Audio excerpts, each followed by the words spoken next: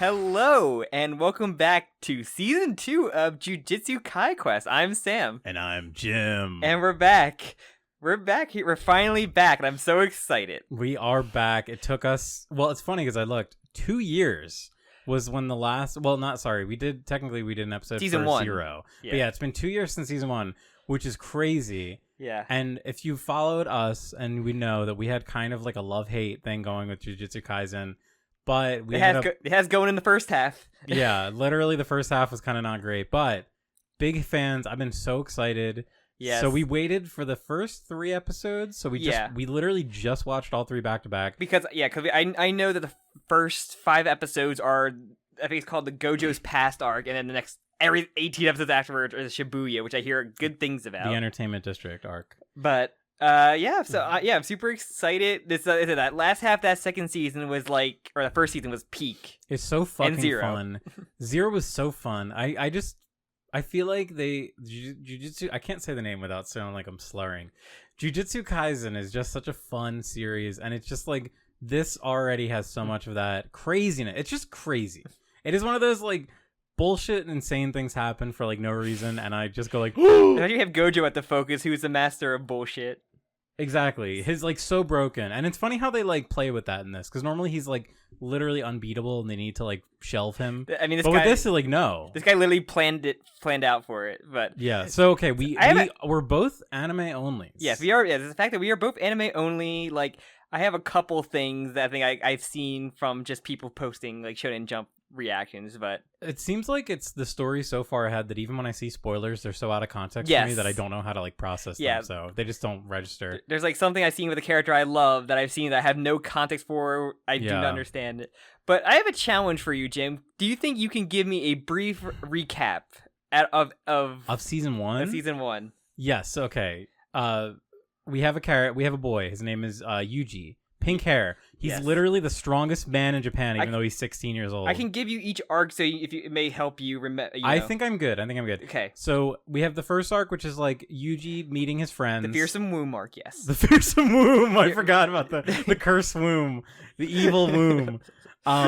So yeah, there is an evil womb, and there's a guy who is putting evil curses in the evil womb to make them stronger. You remember what's the MacGuffin? The objects they had. The finger. Yes. Secunda's. Oh yeah. Okay.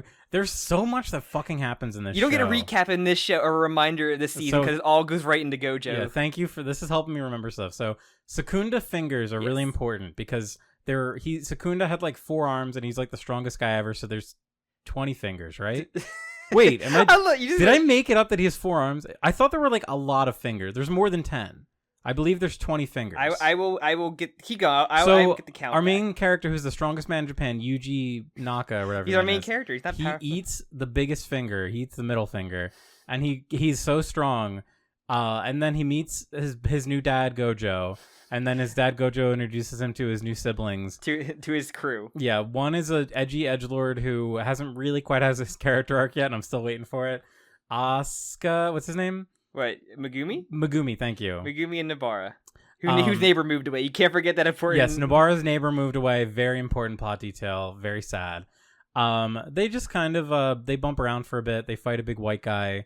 Then Yuji makes friends with a loser NEET named Junpei. Yes. You're in the versus Mojito arc. Yeah. So okay, we learn that the evil bad guy who was putting curses in wombs was Mojito, I believe. Is that true? It's basically his crew essentially. Like, yeah, but Mojito's like the main bad guy. So Mojito's ability is that he can do something really bad to you. I don't remember. he can like touch a curse and make it like explode inside you. You were right. 4 arms, 20 fingers. Okay, thank you. I remember there being more than 10 because 10 would have been an easy amount of fingers to remember. But the show slowly becomes how many fingers can I eat? The Yuji story. Okay, we need to hurry up. So he becomes friends with Junpei. Junpei's mom is really fucking hot. Very horny character for no reason. And then Junpei gets corrupted by Mojito, whose power is something about he could touch curses or something and make them like explode. He can manipulate you essentially. Doesn't he like? If he touches you, he can like just turn you into like a freaking. Yeah, he can just turn you into a curse, right? So pretty much. You can't let him touch you. That's the thing. And So yeah, Yuji gets corrupted by the dark side because his mom got killed by Mojito, but then he went school shooter mode. Yeah, he made it seem like it wasn't actually that. So then our main character has to kill Jinpei. He has to fight. He has to fight him. He has a jellyfish summon now because he gave him a curse ability, and also don't touch the jellyfish. Yeah, he was going to live, and then Mojito touched him. Okay, Mojito killed him. That's right. And then him and the who one of our favorite characters, Nanami. The character that basically was the turning point of us loving the show. It's true. He pretty much is like the linchpin. Yeah, he has a really cool arc. Yes. Then after that, so yeah, he dies. Yes, Junpei dies. It's sad. You're very sad. So you're on the Kyoto Goodwill event. So this was like where the show was like, okay, I like the show now. All the literally they introduced 15 new characters. We love all of them. We love Panda. We love Maki. Yes. There's Panda. There's Maki. There's Tojo, who's the best one. There's Todo. Sorry. There's two main parties we get introduced to of like. Isn't the one the Kyoto? Aren't they like the Kyoto school or something? Yeah, the Kyoto school, and then there's like the year above our main characters. Okay. So there's Kyoto school, and then they kind of have like a little initial confrontation in front of the vending machines.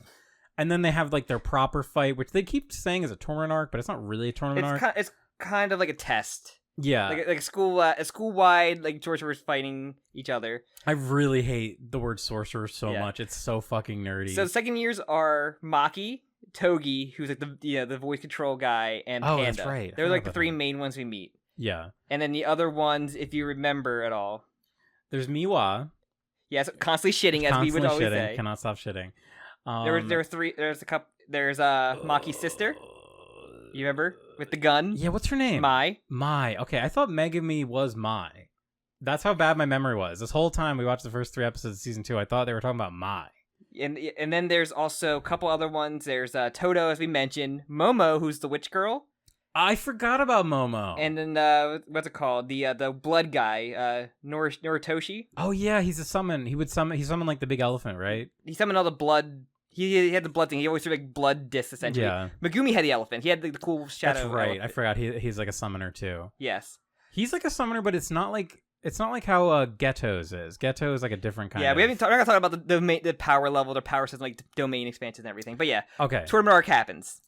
Pretty cool. Of course, like most tournament arcs, it gets interrupted by a bigger bad. The woodman. Yeah, who were like, is that a woman? Like the whole time. Wood creature. We're like, is that a girl? I can't tell. The voice is very feminine. There was also Kokichi, who's the robot man as well. I thought we fucking talked about him. Yeah, okay. And then there was awesome like all the Maki fight. The Maki fight was really cool. Miwa. All the characters start fighting each other. It's really fun. But then they have to team up to fight the big bad. And we get the best. And then fucking Edward Elric showed up. Oh yeah, incel Edward Elric. That's a character who I cannot remember anything about. No one does. Jujutsu Kaisen has a problem where it just cannot stop introducing new characters, and it will not kill off its introduced characters, which I'm desperately dying to thin the ranks, please. Well. But and then there was then they'd be at the. Because we didn't really talk about Ghetto's whole thing was like, that is so the bad guy crew. So yeah, Ghetto, which we learn he's a character in the second season. He is like assembling all of the strongest curses. So there's like volcano curse man, there's tree curse man. Basically the sentient curses that are like super intelligent on their own. There's cuttlefish curse man, which is not a cuttlefish. He's actually there's Jogo, which is the volcano guy who was there to demonstrate Goto's power, who should have died. You remember there was Gojo versus Jogo? That was like a fight that fucking happened in the show. Hanami, who's the wood person who didn't die somehow either. That's right, I thought they killed him. Yeah. Dagon, I think that's the cuttlefish, and then Mojito, if you call him. Mojito. Yeah, we call him Mojito. But it's Mahito, I know. It's a joke, but yeah, those are the main ones. Okay, we're already 10 minutes in. Yeah. How it ends on a pretty cool note. The Black Flash Toto becomes best boy for everybody. We love everything involving Toto. Okay, well that was good, but then there's one more final arc I forgot about. Yeah, after baseball. Yes, they had a baseball episode. Yeah, we had. Let me look up the. Why does this season feel like 3 fucking seasons? It really is a bunch of. So arcs. that one, there were 3 brothers who were like evil curse brothers. Yeah, the death painting arc. Yeah, so you liked cursed wombs? Put the cursed womb away. Yeah. We're in the death painting arc. Yes. So there's 3 evil curse brothers who love each other. Yes. And they're all attacking the main characters. And there was a really cool scene where Well, first off, we had Megumi. Megumi just goes. He went like sicko mode. He goes Joker mode and basically like just went crazy and destroyed whoever he was fighting. And then we have the Nobara Yuji fight, which is awesome. And they did a simultaneous Black Flash, which is the coolest thing ever. I fucking love Black Flashes. They're the coolest thing ever. Yes. It is just like the most... I wish that I was like 11 years old when this show came out, because I feel like it would have had like a profound effect on my personality. And they basically like big brain and like win the day. And that's basically the end of the season. It's them just like winning. So yeah, and in between we did watch the movie, which is technically not a prequel. Technically, Jujutsu Kaisen, the series, is a sequel, because I know I've talked about this before. Jujutsu Kaisen 0 was written first as its own thing. Kind of similar to like how a lot of manga and Shonen Jump work, apparently. Like, I know Romance Dawn was how One Piece started. But that's a good movie. There's characters in there that I'm sure will come back, like the main character of Zero and stuff. There are like little things like teased in there, like Maki's whole family stuff and the Zenin clan. Yeah, that whole family drama. Megumi being interested, Sukuna being interested in Megumi. Wait, sorry. What is? Oh wait, Maki and Mai are sisters. Yes. Okay, I'm confusing myself. And Maki got kicked out essentially. So wait, is Megumi part of the same clan? He's a Zenin. He's like related, but he's not. His last name is not Zenin. Okay. He's just he's related, but not a clan member. Okay. All right. There's a lot going on. There's a lot of the first lore. few episodes, I was like trying to remember what's going on. Yeah, you gotta remember Urahime and Mei as we've seen the first episode of the Gojo past arc. Yeah, we watched the first 3 episodes. All right, it only took us fucking 11 minutes and 30 seconds, but we're finally talking about season 2, which people actually came here to listen to. All the way in the far year of 2006. I was trying to picture it, or trying to place it, because they all have flip phones. The year of razors. Yeah. It's funny, like, the little signifiers of time. The years of Digimon. That is true. That's very topical Digimon reference that Gojo makes. And I forget the actress name he had on the phone. I looked her up. Yeah. The second he said that, I immediately just thought, oh, well, they just like to make contemporary actor references. It must be a contemporary actor. A busty female Japanese actress. Yeah. Actress model, I think you said. And yeah, so we're basically there's no tease into this. You just go right into it. This is something that like a lot of like manga have before, like a time skip of some sort, where you just go into a flashback chapter out of like a big, I guess like a halfway point it felt. Because like Naruto has this after their big moment, not nearly as grand as like Naruto and One Piece have had, just cutting away to a flashback. Mm-hmm. Of stuff that, I'm sure this will come into effect some way into the future kind of bit. Yeah, it's funny how well it works in terms of like the beginning of season 2, because you're like me and you're like, I want to see my favorite characters. Where are all my favorite characters? Because I'm not a big fan of Gojo. Like, just cards on the table, I find him to be kind of like annoying. From like a writing standpoint, he's a problem character, not in like the worst way. He's like a problem character, and like you really have to write around him. And that to their credit, they kind of do, because characters have to think around Gojo, which I love. That's what I'm saying. Like, it works here. Yes. Like, because it seems like, and I don't know if this is like something I've been kind of spoiled, but it seems like the big plan is that they need to like seal Gojo away. To fridge him. Yeah, that's kind of what in like the current time. That's what Gato's plan is. We were surprised it didn't happen in the first place. Yeah, in the first season. Because they do a few things where they try and circumvent it, but it never works. He's always like too good. But in this, it's really cool because me being a Jujutsu Kaisen watcher, I know how strong he is, and when I see him, even as a kid, I'm like, oh, he's strong. Yeah. But no, he does fucking lose here, which is cool. Because that's beat. And also, not even that, but we do see him fail doing his technique. So there's a whole idea that they kind of bring up, which I never quite comprehended before or never understood, was like curse reversal techniques. Yeah, the Uno reverse card. Basically. So it kind of adds another dimension, I guess, of like you have a curse power, but then if you reverse it, you're kind of like, I guess, changing the way it works. So yeah, there's a part where he also monologues about his power, where like literally thinking too hard about your situation, his situation, the kid is like his weakness of like it can just get into his own head. It is extremely confusing, and that's something that I was kind of like bummed about. So okay, not to get like too already metagamey, but like Gojo's whole thing is that he literally has a power of infinity, which is interesting because like people can't touch him. Like when he's activated, this is a little JoJo like. Yes, yeah. Like when I try and punch him, literally like it's. Have you ever heard the thing? There's like an old like philosophical kind of like idea where it's like if I was to walk to a wall. Like, but I'm only going to walk halfway each time. So I walk halfway to the wall, then I walk halfway between that distance. But if the idea is that, like, if I keep walking halfway, I'll never reach the wall because I'm always able to divide it. That's kind of the idea with Gojo. It's and he goes to the negative numbers too. Yeah, I think he refers to himself as a negative number. So it's confusing, but it's kind of interesting. But what I thought was weird in season 1 was like, oh no, his power is just a giant like energy spirit bomb. And if he wants to, he can just make you see like infinity, so you just burn out. Except for that part's kind of cool. But Joko got better. I think, to me, like, I just think it's boring that he's like a super Kamehameha blast. Like, that, to me, that's boring. But in this, they kind of explain, I guess that's supposed to be him, like, reversing his curse energy. Yeah. Which he can't do in the past. Yeah. As a high schooler, I guess. They're high schoolers, right? He's still a Jujutsu second year. Yeah, they are in high school. I forgot. So yeah, we also get a nice. He's second grade sorcerer. We don't know what grade he is in school. Well, also they just don't go. He's to a school. MILF hunter, as we learn to see. But oh, no, you mean the pedo? we'll get there. No, we get a nice introduction with Mei before she had her giant braid in front of her between her eyes, and Urahime before she had a scar. I love Urahime. There was that one shot where she's like in like her casual overall outfit at the end of the last season, and I fucking love that design so much. And it's very beautiful shots and everything of them, and like, them moving around. Like they just like want to just have every movement shot. It's like a Attack on Titan effect where like I want to draw the movement. They're all like I call the Urahime scenes, and the backgrounds are beautiful in this too. Like it's I have crazy. to say the initial impression of season 2 was awesome. The whole sequence, because like I mean Jujutsu Kaisen's a horror story. Like horror is a pretty big. It's shown in its action, but it's also horror. Yes, and I Body really appreciate like the refocusing on the horror aspect because it's so easy when you start getting characters that are so powerful where you don't think about it anymore.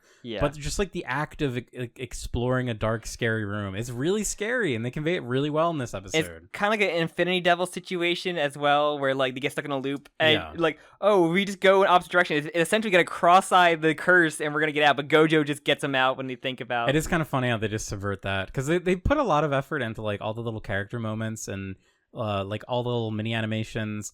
So basically, like the interesting thing here is Utahime and Mei go to this place because there's like stories of curses, but they don't feel any curse energy. That's kind of like the weird thing about it. Reminding us of the veil, by the way, which you put up to like make sure you don't get exposed the world to crazy stuff happening. Which it's funny because it kind of has a funny little payoff. Like no one's really here. We don't really like don't sense anything. You just don't need. You just do it later. Like then, I can just do it later. Gojo arrives, blows up the building. Like you guys gonna put up a veil because we know you're gonna blow up the building with you guys because you're careless. They're the reckless cops who like are too dangerous. They live on the edge. Basically. Because we get Gojo and we get what's his name? Geto. Geto, and they arrive and save the day. But wasn't there another one? No, it's only those two. Only those two. She shows up when he gets back to the high school. Later. Yeah, later. They're female. They're Sakura. They're Nobara. Who what's it called? But also the teacher is the principal from the first season. Before he became principal, they say he's next in line. It's nice to see him. Panda's papa. Yeah, he's like a grade 1 sorcerer. Yeah. Choose him out, and then basically it's saying you boys. You guys just blew up a building, but you're going to be on a escort mission of getting this vessel to this Master Tengen, who's like a... So it's called the Star Plasma Vessel. Star Platinum Vessel. And essentially he's going to become a vessel for this insanely powerful curse that if they don't transfer over, they will evolve into something more than a human. So basically they would become Dr. Manhattan, and they basically say, we can't do that. That's too much to have. This is like... Something this show does a lot is like drop insane concepts extremely quickly, so to the point you can't even think about it.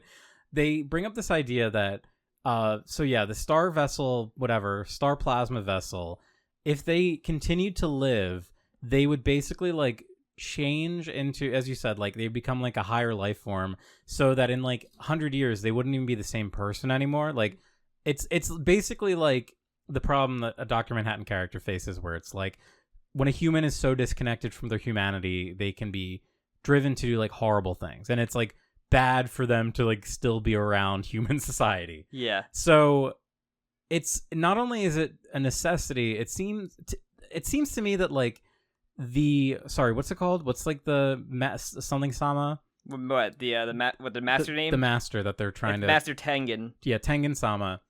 It like something that he needs too. It seems like it's weird because like they keep talking about him as a he, but we don't really know him existing as like a person. It's like just a spirit. It's like a vessel, like a spirit. He's like a force almost. Yeah. It seems like he's a force that like powers the world.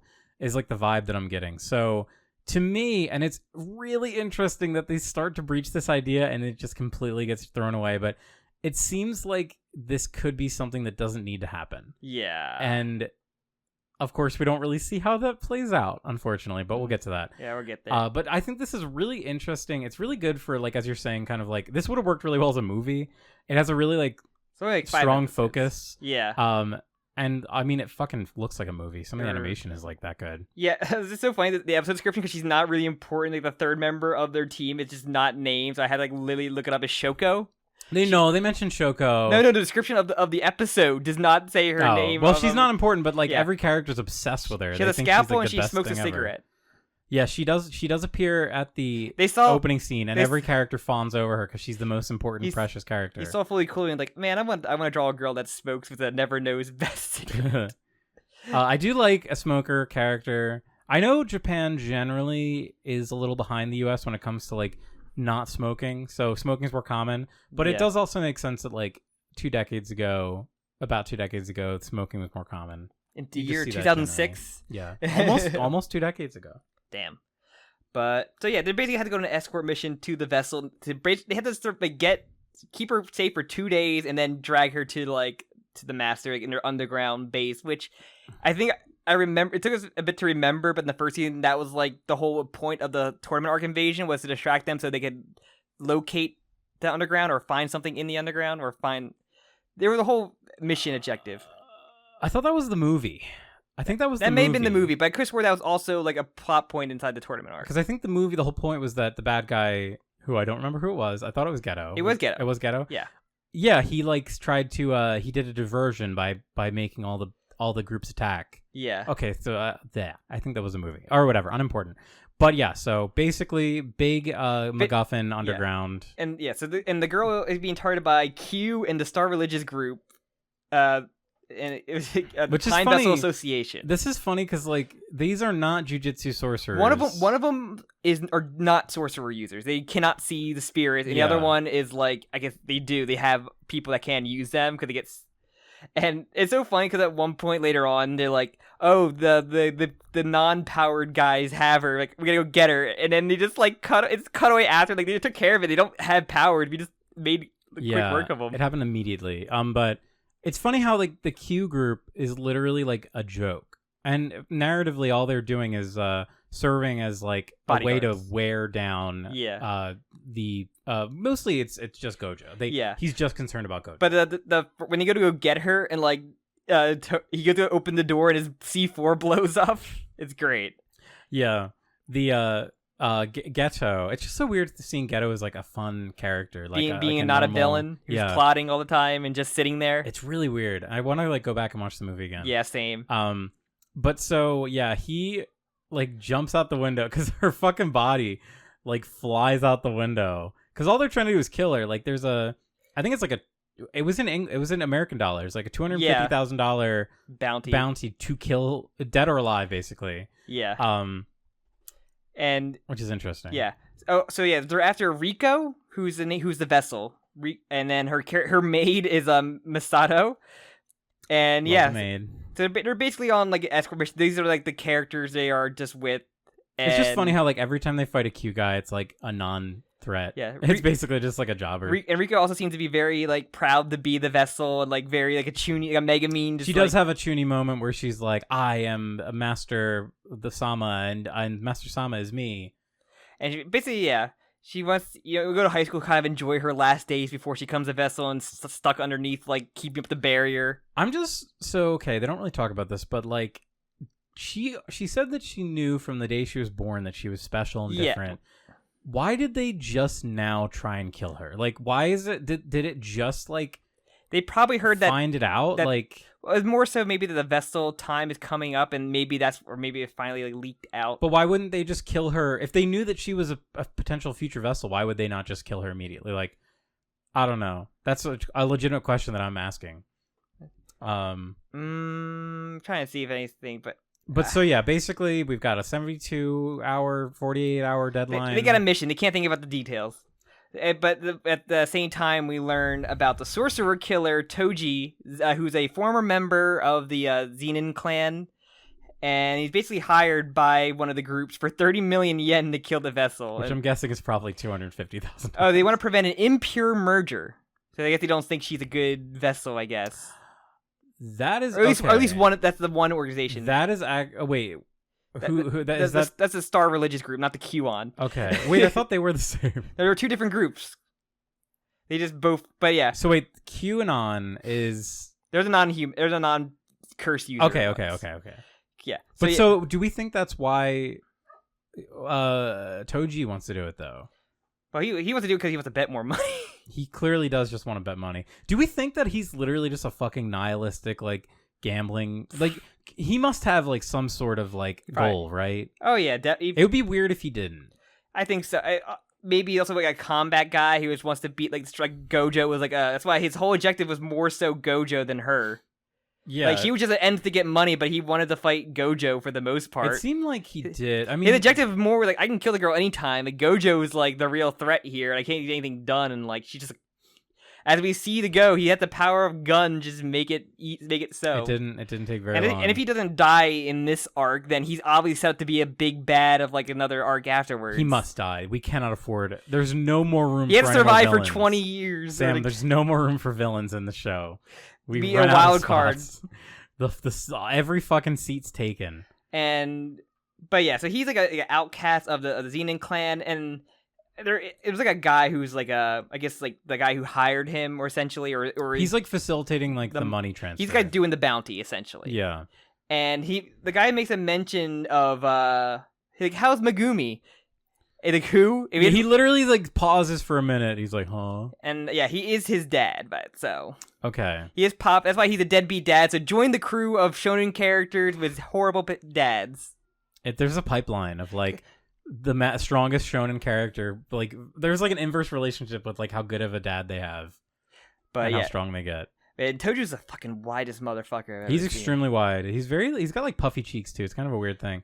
And a tiny little scar. He's got a little scar on his mouth. But the bounty, as we learn, is more so to wear down, wear down Gojo. It's like they go to her school. They learn that, okay, she's probably going to be attacked because there's a bounty on her. That's 48 hours, I think? Yeah. So yeah, they basically go there and they have, one of them basically has a fight. And it's just a quick 2-second, like... It's funny, they keep skipping over the fights. Like... They skip over Gojo's first fight, which is it's funny. There's the old guy, there's the old guy fight, and then the paper bag man fight.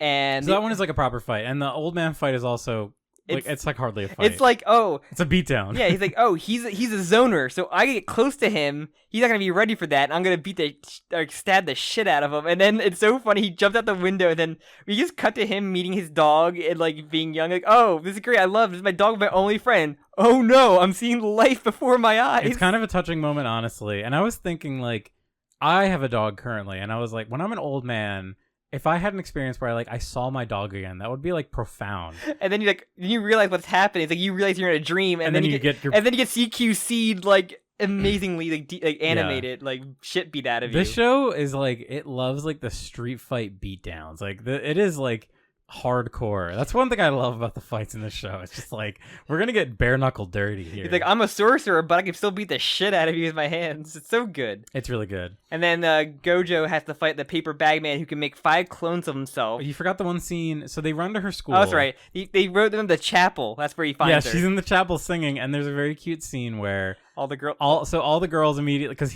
Gojo runs in and he's like, Rico, and then all the girls like freak out. They're like, "Oh my god, your boyfriend!" It's very fun to see Gojo because like every time we kind of see him being like the wild card of just saying, "I don't care about the rules. I can do whatever the fuck I want." Where this one, he's just like, "I'm posing to the girl. This is a lot of fun." Like It is very funny to see Gojo, and then Gojo is very charming. Him interacting with his crew seems like a normal person, not like I know more than I'm leading on. Like as a high schooler, his behavior makes more sense than when he's like.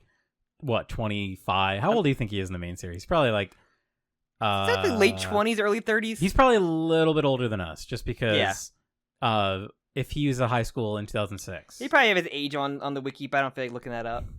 Also, I don't know what year the series takes place in. True. Because how these how these things. I don't even know there's a time skip or anything at some point either. So who knows?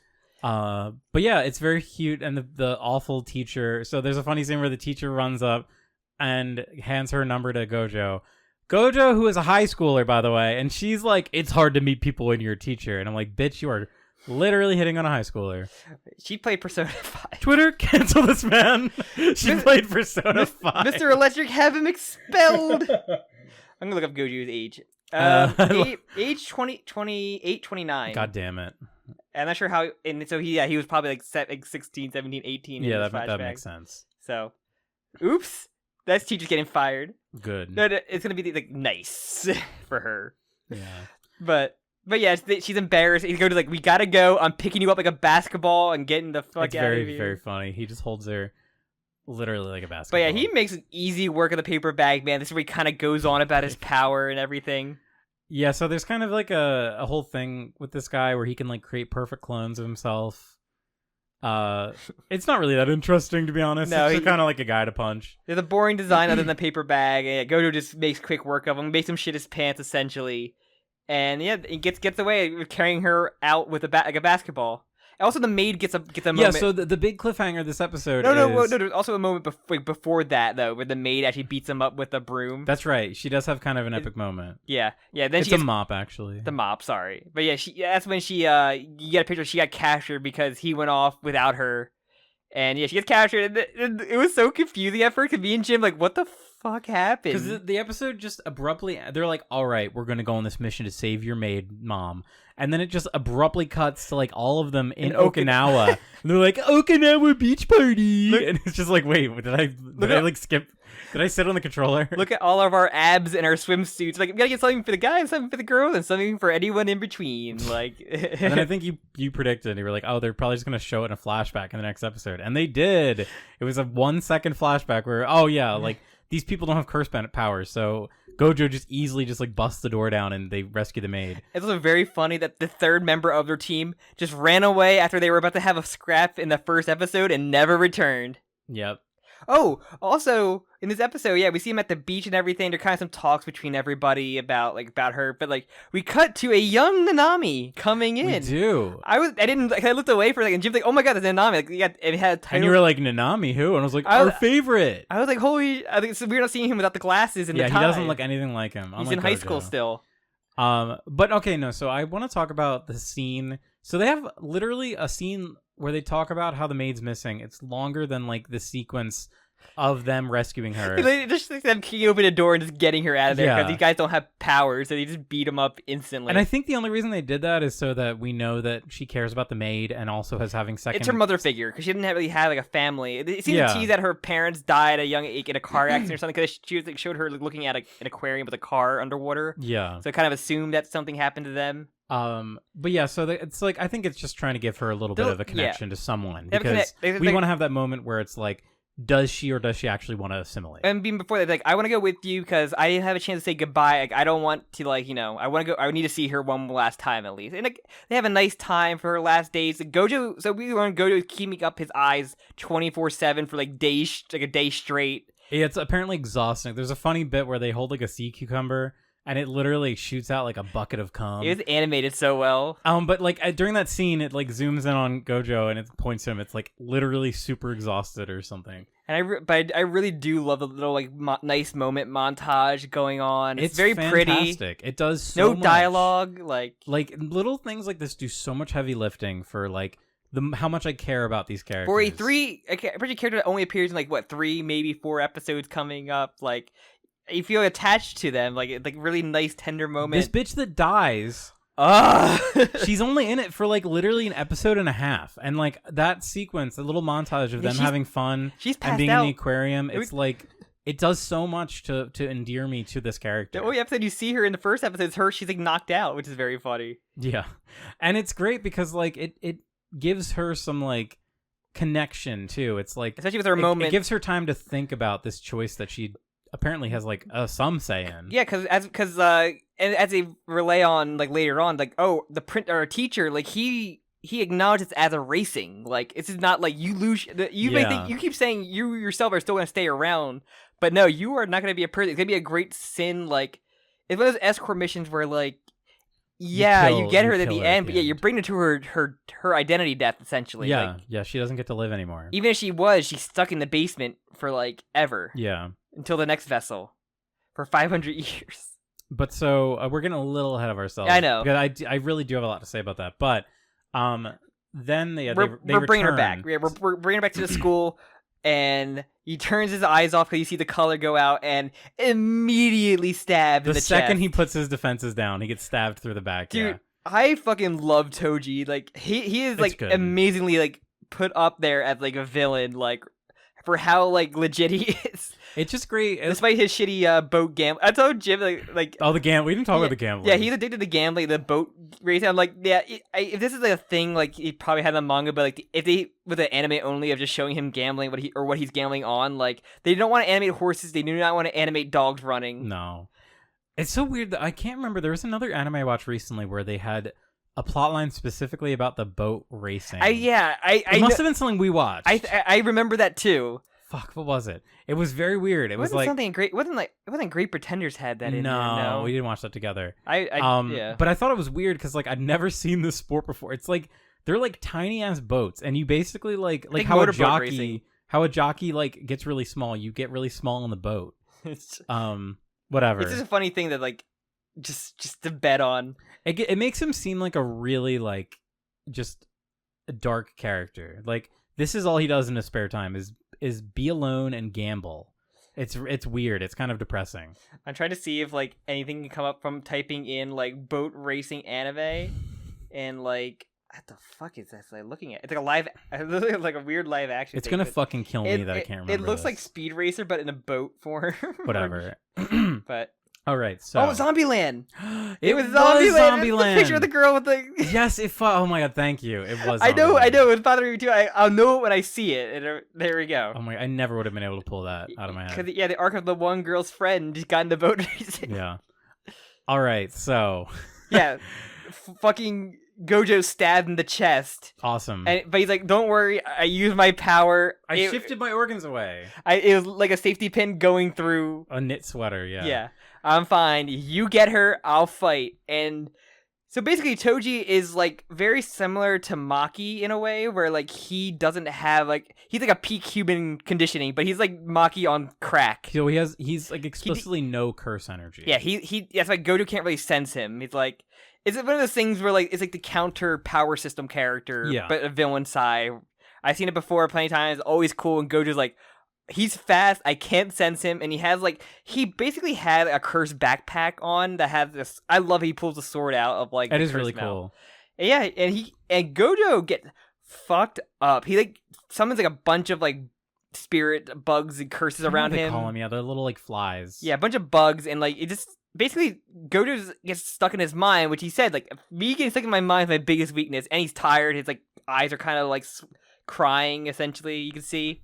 And yeah, he gets his ass stabbed. It's awesome. It's cool because like Gojo's doing like only defensive. He can only be defensive, and I think Toji even says like you can't like this doesn't work for you. Like it's funny after like to be offensive. Everything's been coming out recently around this recording about like stuff that looks better than the Flash time stop towers of like really cool speedsters. Like someone posted the Shin Kamen Rider scene of like the super speed fight, and like seeing this and like this is so much cooler.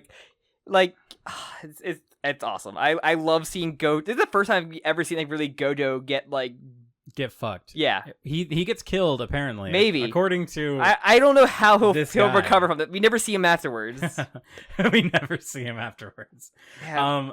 But so yeah, it's pretty cool. There's a moment where the maid, if she stays behind and lets Geto and Rico go ahead, and she's like, all right, this is my last, like... I can't go further, I'm not allowed. Yeah. So they have a heartful goodbye, and that's kind of where we get the little scene where she's like, oh, I never had... Like, my mom and dad died in a car accident. Essentially, yeah. So basically the maid is her mom. Like, that's kind of... It's her mother figure. That is, like, the loyal butler that's, like, raised... the rich girl, Exactly.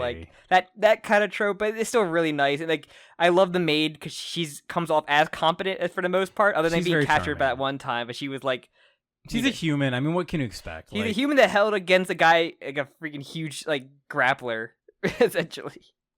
Yeah. And then it basically ends like her having conversation before she would go off, and it's like you don't have to go. You can just like walk away. That's the big thing Geto says. He's basically like, we talked about this. Like, me and Gojo both talked about this. Like our teacher basically like alluded to this and like kind of like pushed us to make this decision. Yeah, which is really interesting. I really like that. We don't know what will happen. It's almost like a test for them. Like we don't know what will happen here, but you can just walk away. We can have so many fun times. And then she kind of realized, like, I want to make memory, be happy, spend time with everybody. I want to live my life. And we're like, yeah. And then I was waiting for her to get like stabbed. Like she gets fucking domed, like headshot. I could not believe that. Like at first, you don't think, oh, Ghetto's like smiling. No, he's just like it happens so fast that you see his like. You see his expression change. Yeah, it literally is like. Oh my god! It was heartbreaking. I like gasped out loud. I thought I was like, okay, the maid's gonna die right here, right in the elevator. Like she's doing that moment where she's like a distance away and she's gonna get like stabbed. No, I guess he just walked by her. She probably wasn't worth the effort. Like she wasn't a strong fighter as compared to everybody else. And uses the power of gun.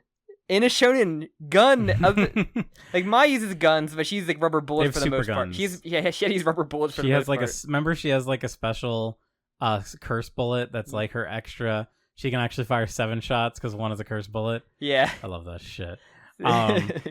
So this is great. And like he summons his big epic curses because he has a big dragon and like a big like the trench Sadako coat ring like lady. a mummy trench coat demon thing. And also the beginning of the first episode he acknowledges eating a curse is like a rag used to that's cleaned up like piss and shit or something, piss and ramen.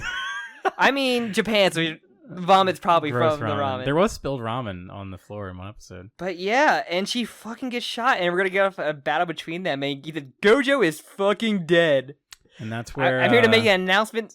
Gojo, the punk ass bitch, he fucked my wife. He pissed off my wife. So yeah, Dude, and that's where it ends. Good. And like me, this happens. Like we binge watch stuff. Like we watch random shit on Crunchyroll a lot, and like very few times do episodes just fly by where we just like we want more, and it goes like this, and like what's it called? Like Trigun series is like that, where like it just goes like that. Like it's rare for anime to feel like really well paced, and like and it makes us wanting more, craving more. Like I need to see how this ends. There is something crack-like about Jujutsu Kaisen. It's hard to describe. I want to read it, but I'm holding myself back. I will not. I will not read it. I feel like the better experience is watching it with you. Yeah, definitely. I'm like, this is a nice virgin experience for the first time going through. Yeah, we never get that. Normally, it's one of us has already experienced the thing. Yeah. So, but no, overall, I said I love it. Like, Jim's never one complaint Jujutsu Kaisen having characters introduced because, like, what's it called? What's his name? Nanami has a guy with him as well. Just another fucking character who's in the OP, so I guess he's gonna be an important guy. I'm guessing they're gonna show up eventually to fight something. Well, yeah, if we only have 2 more episodes of this, they're probably going to show up near the end of the fight. I don't know how, because like this is definitely going to... I could see the next episode being almost all action. It's going to be the Ghetto episode, and like he's got to gotta explain how he became like the villain of the series now. I feel like we saw it. Like he had like a really good villain arc happen right in front of him. Like him, his best friend died. Unless something happens to Gojo, where like I still think like maybe he gets that weird power with Tengu or whatever or something like. So the whole idea, because he is stabbed to death. Like there's no way he uses power to like block all this stuff. He's like stabbed in the neck and like he dissects him essentially. He literally slices him. He carves him. Yeah, he carves him. So I mean, we don't know if she's dead yet. She got shot in the fucking head. Your body can still live on after a little bit. There's a chance that the energy could be harvested because apparently there's like she's just like an endless font of energy. Unless her dying like splits them all up. That's why we never seen the third girl in their squad. at all. It's weird because like Shoko, they make a big deal about Shoko, but they fucking will not show her. Nah, she's in Fully Cooley right now.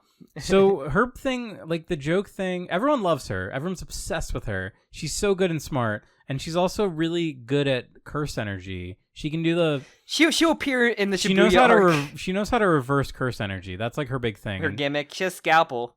And she can't explain it. That was like the one joke we have with her, where she's like, I don't know, you kind of like flick your finger and, but yeah, what a strong comeback for Jujutsu Kaisen. Yeah. Just firing on all cylinders. Action looks amazing. The backgrounds were like super good and a lot of some of the episodes. camera work was like very interesting, like unique to see. Is the same guy directing? I think he's the same dude. I mean, he's to make the sure, Korean guy. Because I know there was like word going around that he's like not. I'm pretty sure he left Mappa, but I think it was like nearing the end of the production of this. I think he's Korean, if I recall correctly, which is pretty rare, at least for him to be like a director, like a animation. What do you call that? An animation director, or like a new South Korean animator with very. So Sung-Hoo Park was the first season. Okay. And who also did we just talked about it. The one with Rachel, the anime with Rachel, the bitch. God's Tower? Tower of God. Tower of God. I think he also did Tower of God. So he's not doing season 2. He's replacing the Shota Goshuzono, who has done work in Fate, SAO, and Black Clover, which I know have fights that people really like in there. I know there's fighting in those shows. Fate especially, Fate Order Babylonia, but SAO no has some fights people like in there, but. So I guess he's not part of this season. No. He was one of the reasons why a lot of people said that the first season was so good with the action. Was that? Because I remember we watched like one episode of Fate where we had that really. That was Apocrypha. Okay, I wasn't sure which one that was. But no, but yeah, I going from anything to see from this, like it looks really good. Oh, Ranking of Kings apparently. Gojo storyboarded, directed, and supervised episodes 7 and 21 of Ranking of Kings. Okay. And directed episode 8 of Chainsaw Man, which is apparently one of the striking episodes of it, according to this article. So yeah, I think it's in good hands, especially seeing what we saw. I mean, yeah, I would say it's already in a really good place. Yeah. I'm really excited to finish this arc because I want to get to the good one, but I think this is also a really good arc. Yeah, I'm loving it. I'm glad to have more. I'm glad we love Jujutsu Kaisen now. What a world! It's very funny too. Like the ripping off Chainsaw Man vibes will not end. I like this anime more than the Chainsaw Man one. The Chainsaw Man anime? Yeah. I think. I don't know if I can. If I had to compare them, I mean, I would say the Chainsaw Man is like consistently better. Yeah. Chainsaw Man had like the most insane production I've ever seen for an anime series. There's some really good fights, but some of the consistent like action shots like in that at first half of season 1 were like chef's kiss, like wait, the first half of season 1 or the second half of season 1 with like the whole tournament arc stuff, like yeah, no, I mean, just like to me Jujutsu Kaisen is like the little engine that could, where it's like it doesn't always like wow me, but when it does I'm like, wow, you really did it. But Chainsaw Man, it's like I think the Chainsaw Man is like another step up in writing. I don't know what, but I heard that this arc that we've seen episodes have some anime original scenes. Oh, that's interesting. With the flashbacks, I'm not sure that includes like the Mei. I would assume that that feels like an anime original. I can see it. I'm not sure. I'm pretty sure people in the comments can take. I would appreciate that, commenters. But as anime onlys, I would love to know. Yeah, because that whole scene was a really good like tone setter and feels like it could have just been like a anime original. You didn't talk about fucking Gojo balling. Gojo does do a fucking basket. Geto does not ball. He sucks. Geto is horrible at balling. But Gojo, he's Michael Jordan. Oh man, I love that. The whole thing, Geto is so weird because he feels like such a relatable, likable guy. Yeah, he seems like a normal dude. His curse kind of sucks. He has to like just eat gross shit, but like I'm guessing that the reason why he turns evil is because he'll learn something about like the organization. He'll learn something about Tank. That seemed to be his goal. His goal is something related to that. Because we already know that he's not totally bought into it, so I think it'll kind of be like I know he's trying to like form this group of curses to fight like the Zenin clan and the Jujutsu Sahai. Or he'll blame the master Tengen on her dying. That's why he'll vow to want to destroy him essentially. That'd be good. That's what I kind of feel. Just disrupting. I was kind of thinking about that too, and like it's a little weird because like he does only know her for like 2 days. Yeah, but he had a great time. But they had a really good time. One anime beach day is like the best thing possible. Yeah. The most you go through like thing. 4 social links in like one beach day. He had the maid social link. Like Gojo's already his like maxed out social link right now. And this is like a really traumatizing day. I could see this having like a really bad effect on him. Oh yeah, the girl, the cute middle school girl shot. She's a middle school got shot in the fucking temple. That's awesome. That's fucking awesome. And Megumi's worst dad ever. Like this is all like this is about his shitty dad, his wide ass dad. It's such a good like that whole like her getting shot in the head so good because you're expecting a scene with the maid first, so you're not even anticipating any violence in the scene, and then it just like boom. He's like, oh, because the peak violence is gonna be Gojo getting carved up like a freaking deer. But I love like the insanity of this series. Also, with Toji's like. Like seeing what he can do, I'm like, fucking Maki could just go crazy with her power level potential. Yeah, she definitely will. Like, oh my god, it's a nice getting. This is a flashback, yes, but you're still getting stuff that's gonna like ripple into the future stuff that we've seen. Like, it's like there's so much stuff that going to be. I guess like a lot of the people that we've seen pop up and like Toji especially and like the villain origin stuff, where like, Geto's whole thing was like. He's so mysterious. And they would not talk about him. He's just kind of the super powerful guy. And we got that because like you between the time skip and One Piece, you got a random flashback chapter. And you're like, oh, I wonder if this one new character that's getting introduced is going to come back in some way. Like Naruto was like that. Oh, this character that never has been mentioned ever before. They never been. Oh, this is how Kakashi got his eye. Like. Oh, that won't come back. It's just how Kakashi got his eye. Then you see a character with a mask with one eye. You're like, huh, I wonder who that could be. Yeah. And like, oh no, totally not. We're trying to. Is it the equivalent of Arkham City? Or Arkham Knight. Where like, oh no, it's totally not Jason Todd Red Hood, everybody. Yeah. And like, see, it's a totally new character. And then like, oh no, it was that guy you were thinking about. He's entirely important now. It's totally the guy. But no, this is like great. I love this. This is good shit. It's really good. I wish there was more. I know. This is like, it was so good to do the first season with like every episode out. We could just do it in like bunches like that. Yeah. This is killing. I gotta wait 2 weeks to watch them both. Yeah, I want to watch the rest of this arc together. And then I don't know. Maybe we'll. Depending on like the fights and everything. Like we don't know how we'll cut up the last 18 episodes. Yeah, maybe we'll throw three episodes, mate, because like, it's 18 episodes, so maybe. I'm sure that the commenters will probably have a good idea of like when a big moment would be a good cutoff. Yeah, I would say maybe like we'll get there when we get there, but I'd say you can like DM me. Yeah. If you're a commenter, DM me and tell me like when a good stopping point would be. We have a loyal Jujutsu Kai Quest group, so. Yes, we actually did get a comment recently by Lodestar. Shout out to Lodestar asking. In I think it was our recent Jokakaka with X-Force, they were like, when are you guys gonna do Jujutsu Kaisen again? And then they updated like, oh, you mentioned it in this episode. The funny faces are coming back, bitch. Yeah, Jim is having a hard time deciding which one, but I know probably the maid. I think Epic Maid. Epic Maid is her probably with the really good. Her with the mob. I mean. Yeah. Epic Maid moment. But no, good shit. I said I really want to see how this ends, but this is gonna be a rough 2 weeks. Yeah.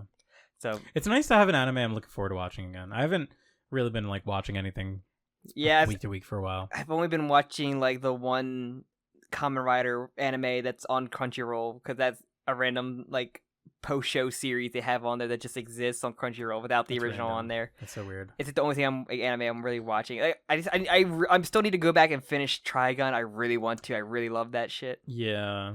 But I'm liking. I thought that was good. I'm glad Mappa is still making good shit, man. It's crazy. What do they have like coming up? Do they have any other series? Because like the joke was that they had like this Attack on Titan. Like there was a bunch of stuff on the horizon. I don't know if their schedule's cleared up though lately. Attack on Titan's still coming up in the fall. That's true. I think because for some reason I just get like every fucking update. There's one like YouTube account that always I see it on my For You page. Every time there's like an update, like Yuki Kaji recorded his final vocals as Eren. Like the sound director of the last season said he just recorded the final sequence. So I feel like that's coming out in a few months. I don't know if there's a date on that yet. So there's like a list of like stuff coming out like 2022 Zombieland Saga movie, apparently. That's interesting. Yuri on Ice movie, apparently. Oh, really? Yeah, they did Hell's Paradise already. I saw an article recently about Yuri on Ice. I thought that there was like not gonna be anything about that. So maybe it's a list says TBA, so who knows? Because I saw a thing that basically there was an interview with the head of Mappa right now, and he basically was just like Cliff Notes. It was like, yeah, Yuri on Ice was good, but like we couldn't really like franchise it. Yeah.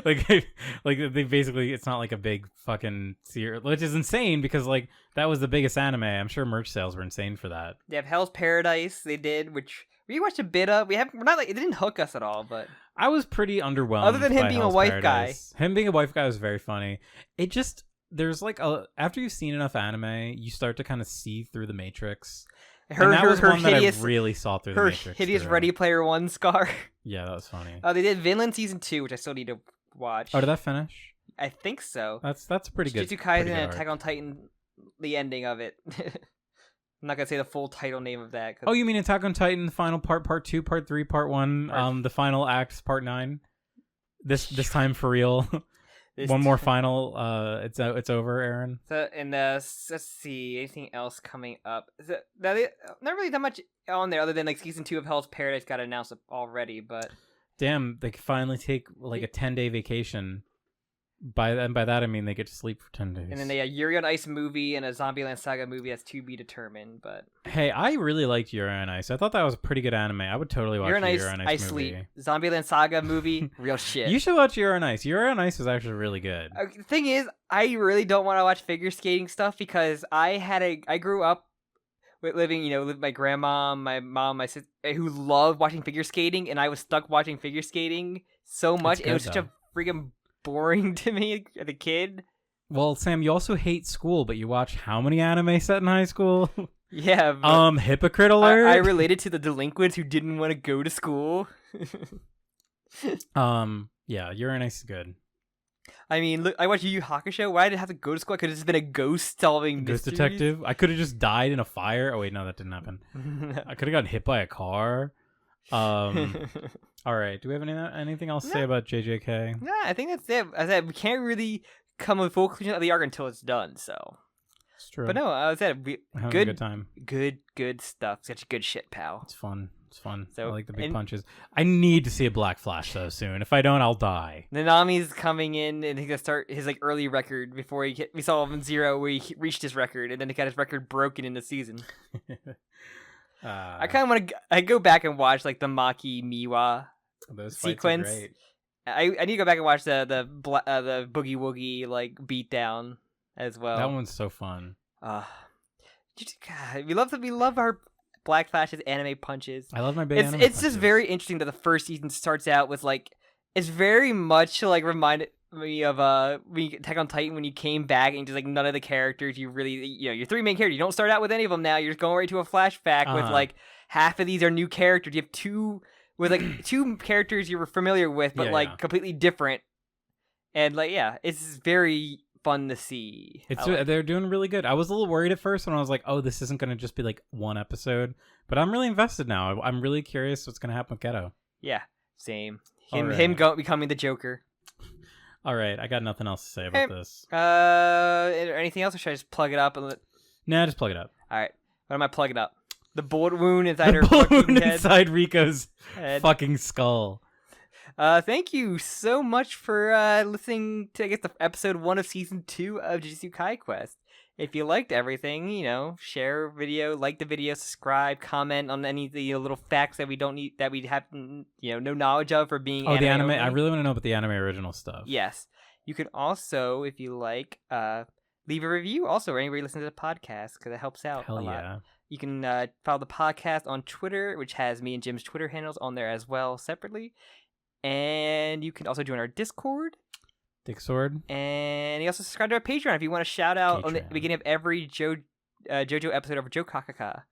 And with that, I think that's everything. And with that, a giant bullet just left my skull, and I'm fucking dead. I'm dead. Don't worry. He used his curse ability to just. If she gets better, I'm gonna be really fucking Gojo, she mad. got better. If she gets better from that, I will be Gojo actually used really mad. infinity. He like literally like goes back in time and fixes everything. He has to get out of his like carving first, and with that, we will see the conclusion of the past Gojo arc Soon. Goodbye. Bye bye.